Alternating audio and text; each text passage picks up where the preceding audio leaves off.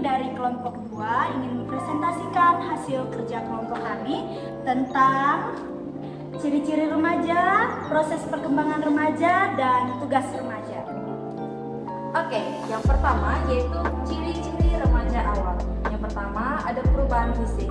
Perubahan fisik ini mencakup perkembangan pubertas, pertumbuhan fisik yang cepat, dan juga perubahan suara dan perkembangan organ seksual. Lalu yang kedua yaitu perubahan psikologis. Perubahan psikologis pada remaja awal menyangkut emosi yang tidak stabil, mudah tersinggung, dan mencari identitas diri.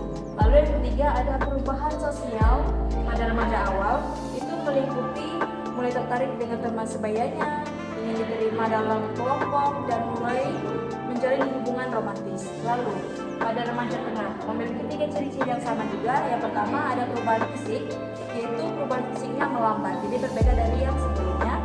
Dan ciri-ciri seksual sekunder semakin jelas. Lalu perubahan psikologis. Perubahan psikologis ada mulai berpikir abstrak dan mengembangkan minat dan bakat. Lalu juga mencari jati diri. Lalu yang ketiga yaitu perubahan sosial, yaitu lebih mandiri, mulai mencari hubungan yang lebih kompleks dengan teman sebaya, dan tertarik pada kegiatan sosial. Lalu yang terakhir yaitu ciri remaja pada remaja akhir.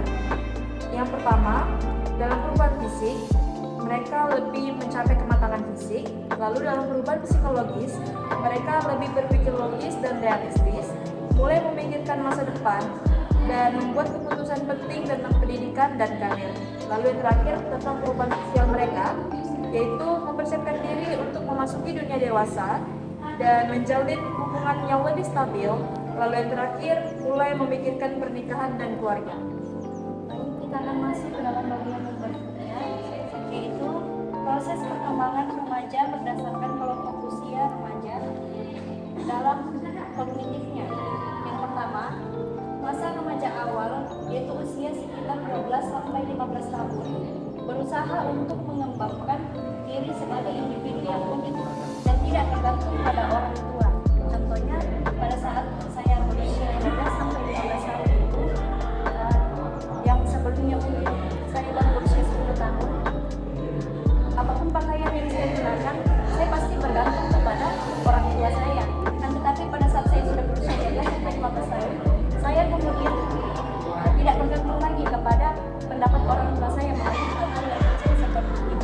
Kemudian berikutnya yaitu masa remaja perkembangan usia sekitar 15 sampai 18 tahun, di mana dia belajar membuat keputusan awal yang berkaitan dengan tujuan vokasional yang ingin dicapai.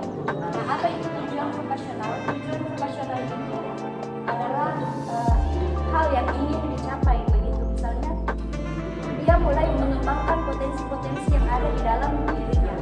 Nah, kemudian pada masa remaja akhir, usia sekitar 19 sampai 22 tahun, dia kemudian memantapkan tujuan vokasionalnya. Nah, pada usia ini dia kemudian memantapkan apa potensi-potensi yang tadinya sudah ada di dalam diri itu. Dia sudah memantapkan, memfokuskan.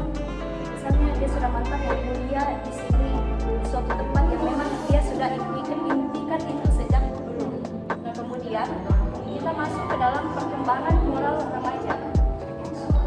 Pada masa perkembangan moral remaja, yaitu di mana remaja mulai bertanya-tanya mengenai fenomena yang terjadi di lingkungan sekitarnya sebagai dasar bagi pembentukan nilai diri mereka. Misalnya, mereka akan mulai menghubungkan nilai-nilai moral yang mereka dapatkan selama ini dengan lingkungan sekitar. Oke, yang selanjutnya perkembangan fisik, yaitu usia awal yang terdiri dari perubahan suara dan bentuk tubuh, dan kemudian perubahan tinggi badan dan berat badan. Selanjutnya usia tengah, perkembangan otot dan kekuatan fisik. Selanjutnya kematangan seksual yang semakin lengkap, dan yang terakhir usia akhir yang terdiri dari perkembangan fisik yang stabil dan kesehatan fisik untuk berproduksi. Kita masuk ke dalam tugas perkembangan remaja. Yang pertama, fisik, kognitif, sosial, dan emosi. Dalam tugas perkembangan fisik ini, remaja harus mampu menerima fisiknya yang terus berubah sehubung dengan berjalannya waktu. Jadi fisik remaja harus terus berubah, dan di sini remaja harus bisa menerima tubuhnya yang akan terus berkembang.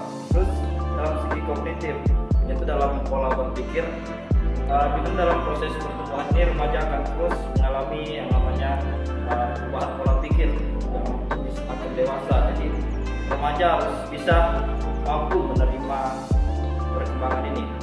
Terus emosi dan sosial, di mana remaja mampu memantapkan kemandirian dan lepas dari ketergantungan orang tua, membangun hubungan dengan teman sebaya dan kelompok sosial,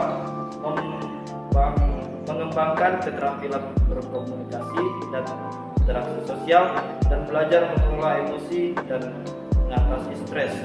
Jadi dari 3 ke 4 poin ini, remaja harus bisa menerima segala perubahan yang harus diterimanya. Baik, sekian presentasi dari kami kelompok 2. Selamat siang, Tuhan Yesus memberkati. Bye-bye.